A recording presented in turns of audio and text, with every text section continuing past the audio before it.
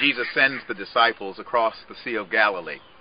As they are traveling in the middle of the night, a terrible storm arises. You can well imagine how dark it is when there is no such thing as artificial light such as we have today. Nothing but the light of the moon and stars and maybe a lamp in the boat.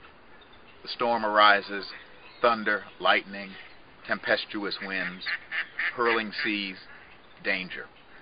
They know their lives are in danger.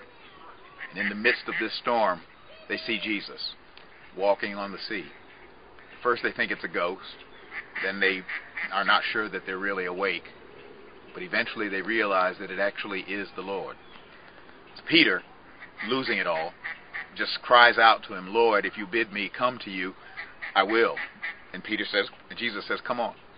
So Peter jumps out of the boat and starts walking toward Jesus, walking on the water. Now, that's pretty miraculous in and of itself. But I have a feeling Matthew's told us that story for a number of reasons. On the one hand, Peter finds himself doing more than he ever could have done on his own as long as he keeps his eyes focused on Jesus and following him. And the text actually says, the moment Peter looks away from Jesus and takes note of the wind and the waves, that's the moment that he starts to sink and cries out in despair and hopelessness. And Jesus reaches out, of course, and pulls him up by the hand. But there's something else going on in this story. As long as Peter is focused on Jesus, he not only walks on the water, which is miraculous to be sure, but he actually was doing what Jesus was doing at that moment in the world. At that moment, Jesus was walking on the water, and Peter found himself doing what Jesus was doing. Sometimes we rightfully ask the question, what would Jesus do, as a way of pointing us in the direction of what God might be calling us to do. I wonder if we might ask ourselves the question, what is Jesus doing in the world? And try to do that. I'm not sure who the leader is as these ducks are swimming on this lake, but undoubtedly there is one, and they are following. That's our vocation.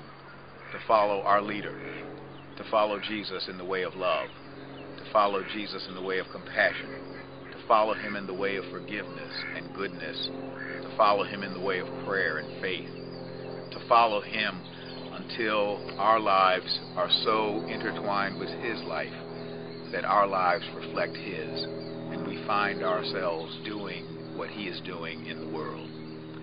Archbishop Desmond Tutu, in a recent book, told a story of visiting a Christian community of people in Rome, of lay people.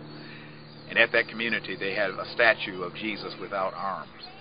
And he asked them, why does the statue not have arms? And they said, because we want to remember that we are meant to be the arms of God in the world. St. Teresa of Avila said it this way, Christ has no body but yours, no hands, no feet on earth but yours.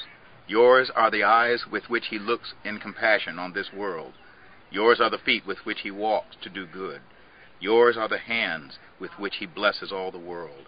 Yours are the hands, yours are the feet, yours the eyes, yours the body. Christ has no body now but yours, no hands, no eyes, no feet, but yours with which to look with compassion on the world. Christ has no body now on earth but yours.